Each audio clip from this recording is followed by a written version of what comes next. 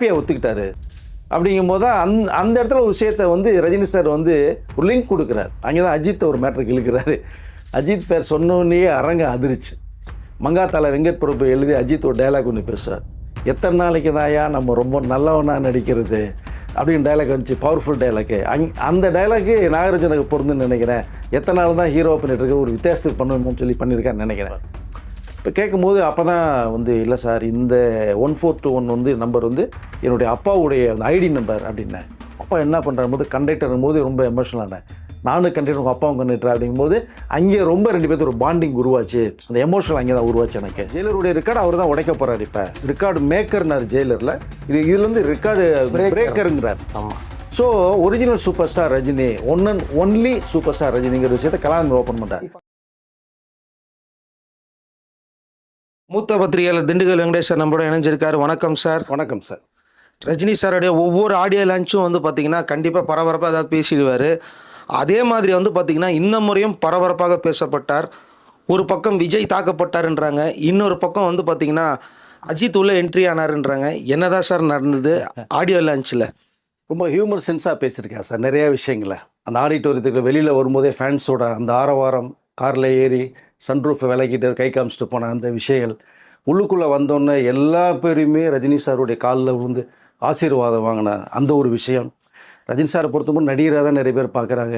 என்னோட பறையில் ஒரு சித்தராக தான் நான் பார்க்குறேன். அந்த பாயிண்ட் ஆஃப் வியூ தான் நிறைய பேர் சொல்கிறாங்க ரஜினி வந்து ஒரு மகான்கிற அளவுக்கு. அந்த பாயிண்ட் ஆஃப் வியூவில் அவர்கிட்ட ஆசீர்வாதம் வாங்கினா ஒரு பிளெஸிங் கிடைக்கும்னு எல்லா பேருமே, இன்க்ளூடிங் அமீர் கானோட காலில் விழுந்து ஆசீர்வாதம் பண்ணார். எல்லாத்தையும் பிளெஸிங் பண்ணிட்டு அவரும் ஒருத்தர் காலில் விழுறாரு, அவருடைய அண்ணன் சத்யநாராயண காலில். எனக்கு அப்பா அம்மாவே 2 பேர் தான் அப்படின்னு. ஸோ இந்த மாதிரி அப்படி லைட்டாக அந்த ஆடிட்டோரியத்தில் கிளம்பும்போது ரஜினி சார் உள்ளே வரும்போது தெரிக்குது, அரங்கம் தெரிச்சுது. லோகேஷ் கனகராஜ்லாம் கூட காலில் விழுந்தார். ஆமாம், லோகேஷ் கனகராஜ் காலில் வந்து ஆசீர்வாதம் வாங்கினார், அனிருத் வாங்கினார், எல்லாம் எவ்ரிதிங், ஸ்ருதிஹாசன்ஸ், அதாவது எல்லா பேருமே ரஜினி சார்ட்ட காலில் விழுந்த ஆசீர்வாதம் அவர் தொட்டு பிளஸிங் பண்ணால் மிகப்பெரிய ஒரு பவர் இருக்குன்னு எல்லா பேருமே ஃபீல் பண்ணுறாங்க. அமீர் கான் ஆசீர்வாதம் வாங்கின உடனே தான் தெரிச்சிருச்சு எல்லாரும். அவர் ரஜினி சாரே ஷாக் ஆகிட்டார். எஸ், ஏன்னா அமெரிக்கானுடைய ரேஞ்சே வேறு லெவல். அவர் வந்து அதாவது நம்ம ரஜினி சார் எப்படி நினைக்கிறோமோ அந்தளவுக்கு வந்து பாலிவுட்டில் அமெரிக்காவை ஃபீல் பண்ணுவாங்க. ஆமாம், அது எதிர்பார்க்கல, ரஜினி சார் எதிர்பார்க்கல. பட் உளுந்தோன்னு அப்படி கட்டி பிடிச்சி தட்டி கொடுத்து ஆசீர்வாதம் பண்ணார். ஸோ அந்த சக நடிகர்கள் நம்ம மேலே அன்பு செலுத்துறவங்க மேலே இவரை மாதிரி அன்பு செலுத்த ஆள் இல்லைன்னு தான் சார் சொல்கிறேன். அதுக்கு சின்ன சின்ன எக்ஸாம்பிள் ஆடிட்டு வந்து அதில் நடந்தது. இதற்கிடையில் பார்த்தீங்கன்னா ரஜினி சார் பேச ஆரம்பிக்கும் போது எதிர்பார்ப்பு, என்ன பேசுவார், என்ன சொல்ல வர்றார் அப்படிங்கிற விஷயத்தை பார்க்கும்போதே தெரிக்க ஆரம்பிச்சிச்சு அரங்கமே. பட் இதுக்கிடையில் பார்த்தீங்கன்னா கலாநிதி சார் பேசின ஒரு விஷயத்தை நம்ம உன்னிப்பாக கவனிக்கணும். Original super star, only super star Rajini மட்டும்தான் அப்படிங்கிறத இங்கே திரும்பியும் ஜெயிலரில் எப்படி அது முற்றுப்புள்ளி வச்சாரோ இதில் திரும்பி ஸ்ட்ராங்காக பேஸ்மெண்ட் போட்டிருக்காரு. சூப்பர் ஸ்டார்னால் ரஜினி மட்டும்தான், அவர் யாருமே இல்லைங்கிறத அடித்து சொல்லியிருக்காரு. அவரும் அழகான ஒரு ஸ்பீச்சை கொடுத்தாரு. ஏன்னா இதே வயசில் இத்தனை வருஷம் ஒருத்தர் தொடர்ந்து சூப்பர் ஸ்டாராக இருக்கிறாரு அப்படின்றத எனக்கு இவரை தவிர வேறு யாராவது எக்ஸாம்பிள் காட்டுங்க, அவரை நான் ஒத்துக்கிறேன், எனக்கு தெரிஞ்சு இவர் மட்டும்தான் எஸ் அப்படின்றதையும் போட்டு உடைச்சிருந்தேன். இந்திய திரையுலகத்தில் யாருமே இல்லை சார். ரஜினி சாரோட நடித்த முன்ன நடித்தவங்க, அவரோட இணைந்து நடித்தவங்க எல்லாமே வந்து ரிட்டையர்ட் பர்சன் ஆகிட்டாங்க. ஸோ ஒன்றும் அவருடைய ஃப்ரெண்டு மட்டும், ஸோ கமலஹாசன் அவர்கள் இன்னமும் அவரோட 2 பேரும் ஒன்றா பயணம் செய்கிறாங்க. ஸோ ரஜினி சார் இந்த கூலி படத்தினுடைய எப்படி உள்ளே வந்தங்க ஒரு விஷயத்தை ஓப்பன் பண்ணார். அப்போது கைதி படம் பார்த்த உடனேயே லோகேஷ் வந்து இவ்வளோ பிரமாதம் பண்ணிருக்கு, எல்லா பேரும் நல்லா இருக்குன்னு சொன்னாங்க. நானும் கைதி பார்த்தேன். அப்போ உடனே லோகேஷ் ஃபோன் அடித்து கைதி படம் நல்ல பிரமாதமாக வந்திருக்கு அப்படின்னு சொல்லிட்டு எனக்கு கதை இருக்கா அப்படின்னு கேட்டேன். சார் பண்ணுவோம் சார் அப்படின்னு சொன்னார். ஓகே சொல்லிட்டு போயிட்டாரு. இல்லை அதுதான் அப்படின்னு சொல்லிட்டு விட்டார். ரொம்ப கேஷுவலாக சொல்கிறாரு அப்படின்னு நான் சரி பார்த்துட்டு அப்புறம் இப்போ கிட்டத்தட்ட 3-4 வருஷம் ஓடிடுச்சு. நானும் லோகேஷ் வருவான்னு வெயிட் பண்ணிகிட்டு இருந்தேன், பட் வரவே இல்லை. அப்படிங்கும்போது ஒரு டயத்துக்கு அப்புறமேல் வந்து நம்ம அனிருத்து தான் லோகேஷ் கூப்பிட்டு வந்து, சார் லோகேஷ்கிட்ட ஒரு கதை இருக்குது கேட்கலாமாங்கும் போது உங்களை மீட் பண்ண முடியுமான்னு கேட்டார். அவரை மீட் பண்ணுறது தான் நான் வெயிட் பண்ணிகிட்டே இருக்கேன் 4-5 வருஷமாக, வர சொல்லு நீங்கள் சொல்லும்போது தான் லோகேஷ் வந்தார் அப்படின்னு சொல்லி ஒரு கதை சொல்லப்பட்டது. அந்த கதை பக்கா ஒரு மாஸ் வில்லன் கதையாக எனக்கு ரொம்ப பிடிச்சிருந்தது.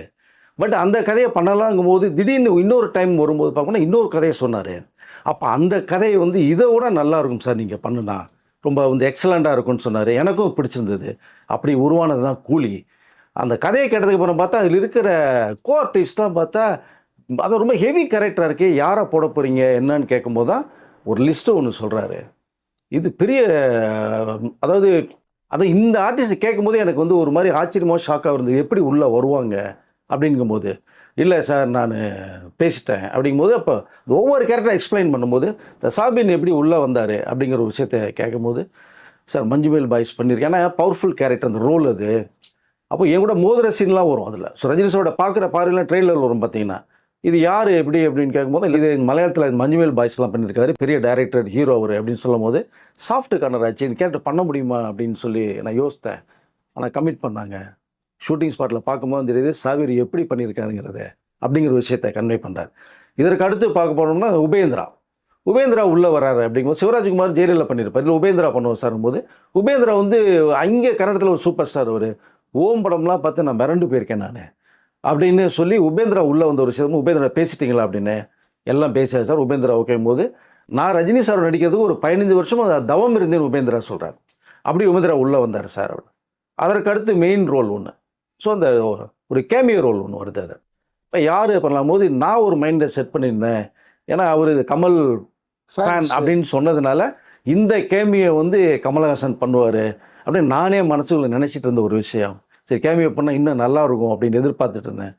திடீர்னு பார்த்தோம்னா அந்த கேரக்டரை வந்து நம்ம அமீர் கான் பண்ணுறார் சார் போது எனக்கு ஷாக். இது அமீர் கான் நீங்கள் பெரிய டைரக்டர், ஹீரோ, ப்ரொடியூசர் ஆச்சு, எப்படி இந்த ரோல் பண்ணுவார் அப்படின்னு நான் கேட்கும்போது, இல்லை சார் எக்ஸ்பிளைன் பண்ணிட்டேன், நல்லா இருக்கு, இந்த ரோல் எனக்கு ரொம்ப பிடிச்சிருக்குன்ட்டார் அமீர் கான் சார். ரெண்டாவது ரஜினி சார் படத்தை நடித்தா எனக்கு போதுன்னு ஒரு விஷயத்தை கன்வே பண்ணாது எனக்கு ரொம்ப சந்தோஷமாக இருந்தது அமீர் கான் உள்ளே வர்றது. ஒவ்வொருத்தரை பற்றி எக்ஸ்பிளைன் பண்ணும்போது அடுத்து ஒரு லேடி கேரக்டர் வருது, இந்த கேரக்டர் யார் பண்ணுறது, ஏன்னா அதுதான் லீடு உங்களுக்கு. கூலியில் வந்து ஹைலைட்டான ஒரு லீடு வந்து அந்த கேரக்டர். அப்போது லோகேஷ் யோசிச்சுட்டு, சார் இந்த ஸ்ருதி ஹாசன் நான் பிளான் பண்ணுறேன் சார், அவங்க பண்ணுவாங்களா அப்படின்னு ஒரு வார்த்தை கேட்குறாரு இவர்.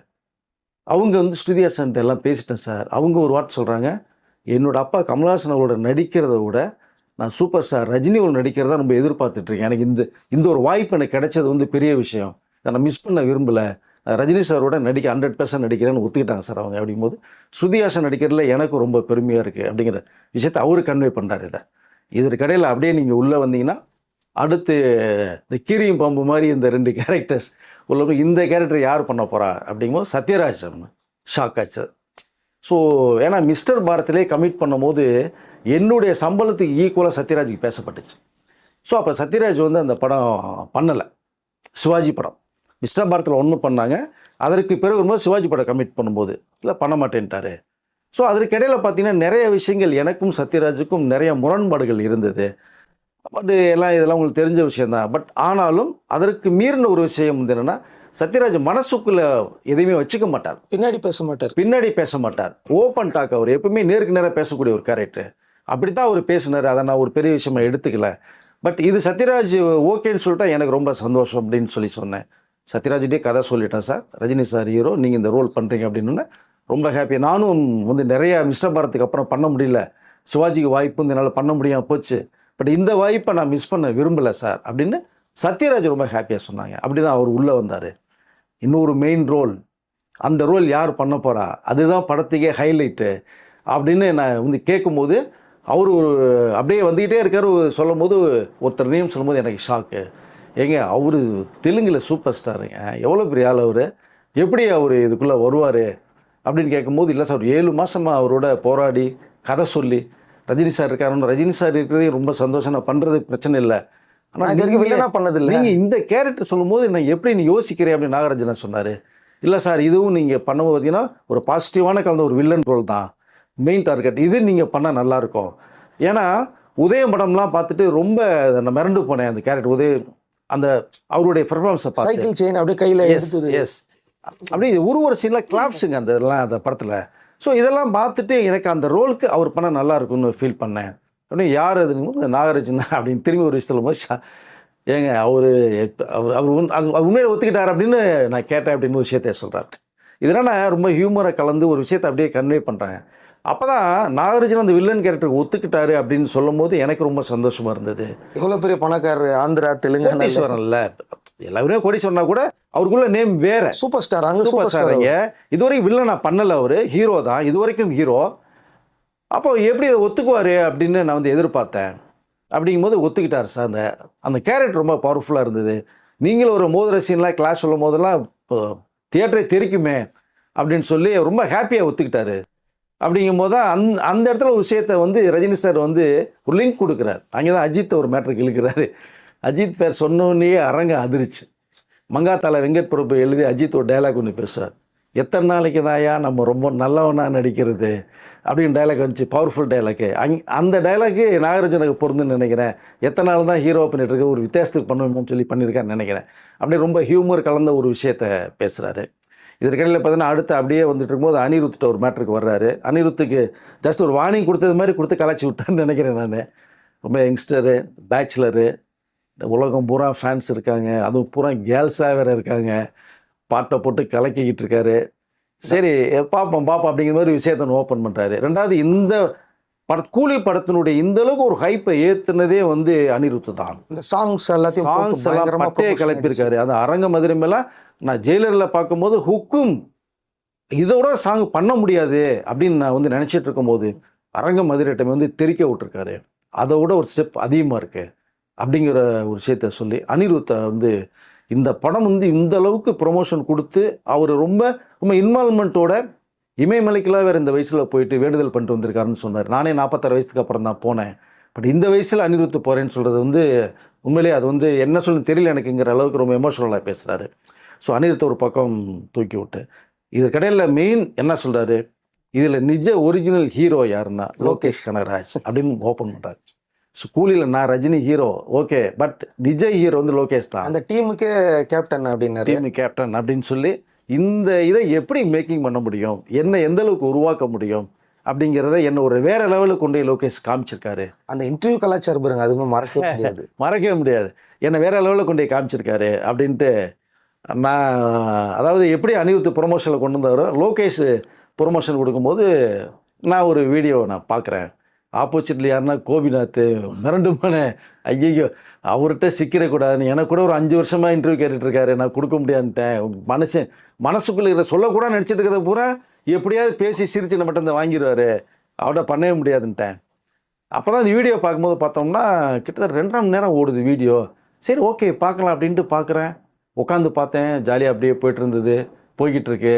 ரொம்ப மாதிரி முடியல, சாஞ்சிட்டு பார்த்தேன், போய்கிட்டு இருக்கு.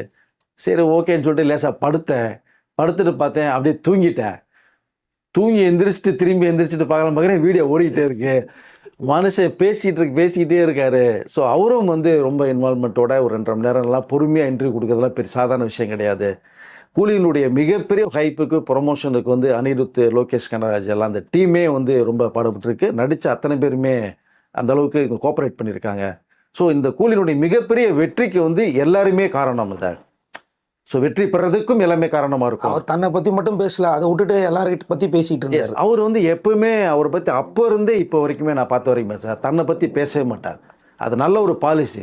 நம்மளை பற்றி நம்ம பேசுறத விட மற்றவர்கள் நம்மளை பற்றி பேசணும் அப்படிங்கிறது அவருடைய எய்மே அது. ஸோ அதில் மற்றவர்களில் பேசி அவர்களுடைய அன்பு என்ன, கேரக்டர் என்னன்னு தூக்கி நிப்பாட்டுறது வந்து ரஜினி சார் தான். இதில் லோகேஷ் வந்து பார்த்தீங்கன்னா அப்படியே சாமியார் மாதிரியே மாறிட்டாரே சார். ஆமாம், ஏன்னா ரஜினி சார்கிட்ட இருந்து சில விஷயங்களை வந்து 5 வருஷமாக கதை சொல்லி வெயிட் பண்ணி இந்த 2 வருஷம் வந்து அவரோட பயணம் செய்யும் போது ஷூட்டிங்கில் நிறைய விஷயத்தை நான் கற்றுக்கிட்டேன். நான் ரொம்ப கோவப்படுவேன். இந்த கோவம்லாம் இப்போ எங்கேனே தெரியல.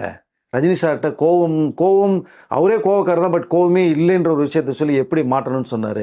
நான் கோவத்தை விட்டுட்டேன். இப்போ இந்த அவருடைய எளிமை எப்படி கற்றுக்கிறது இன்னைக்கு எளிமையாக இருக்கேன்.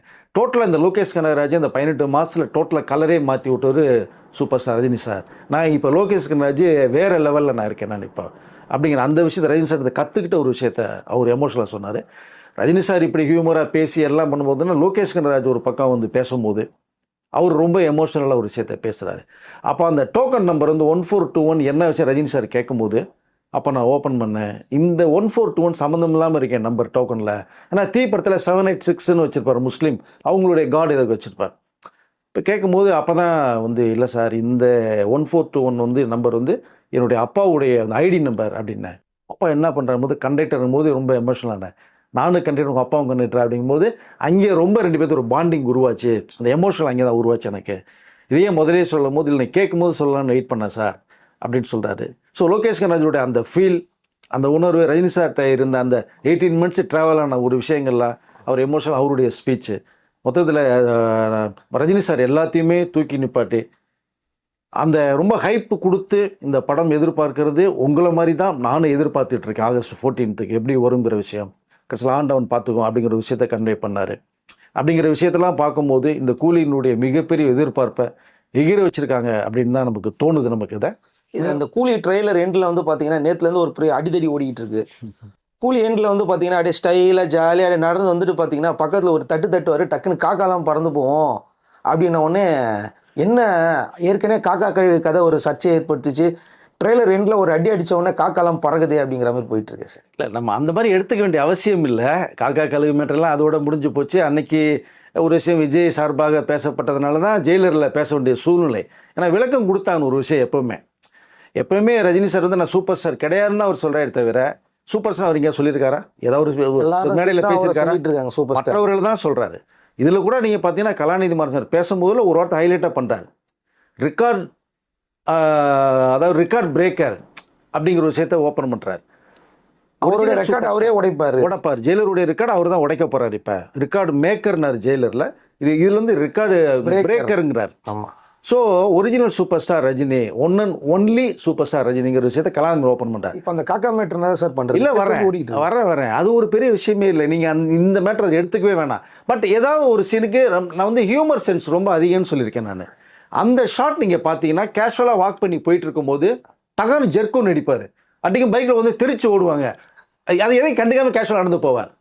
அது ஒரு ஹியூமர் சென்ஸோட ஒரு விஷயத்துக்கு நீங்கள் அதாவது ட்ரெய்லரை பார்த்துட்டு தான் நம்ம பேசணும். நீங்கள் ஃபுல் பிக்சர் வரும்போது அந்த ஒரு சீன் எதற்காக அப்படிங்கிற விஷயத்தை நம்ம கண்டிப்பாக அதாவது லோகேஷ் பண்ணியிருப்பார்.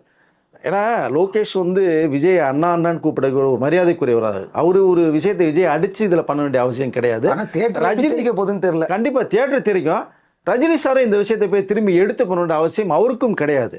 பட் அது ஒரு காட்சி அமைப்பு ஒரு ஹியூமர் சென்ஸோட பண்ணலாங்கிறது கேஷுவலாக பண்ண ஒரு விஷயமா தான் இருக்கும். பட் எல்லாமே இந்த ட்ரெய்லரை பார்த்துட்டு எல்லாம் பேசக்கூடிய விஷயமா இருக்கு. பட் ஸ்க்ரீனில் வரும்போது வேற மாதிரி இருக்கும். அது ஆனால் பேச வச்சிட்டாங்க. இல்லை அதான் சொல்கிறேன் இல்லையா, நீங்கள் வந்து சவுண்டை கொடுத்தது இந்த ஹியூமரில் பண்ணிட்டு போனதுக்காக அந்த விஷயம் பேசப்படுது. சரி, ஓகே, நீங்கள் அப்படியே கொஞ்சம் கொஞ்சமாக இது பண்ணுறீங்க, ஒரு கேக்கில் பேசுகிற மாதிரி பேசுகிறீங்க. இல்லை அப்படி இல்லை, நம்ம வந்து அதாவது திரும்பி ஒரு விஷயத்தை கிரியேட் பண்ணக்கூடாது. நம்ம பார்க்குறேன் நான் ஏன்னா முடிஞ்சு போன ஒரு விஷயம். அதை கலாநிதி மாறன் அன்னைக்கு முடிச்சிட்டாரு, இப்போவும் முடிச்சிட்டாரு. ஒன்லி சூப்பர் ஸ்டார் ரஜினின்னு முடிச்சிட்டாரு அதை. சரியா? ஸோ இந்த மேட்டர் திரும்பி அதுக்குள்ளே எடுக்க வேண்டிய அவசியம் இல்லை.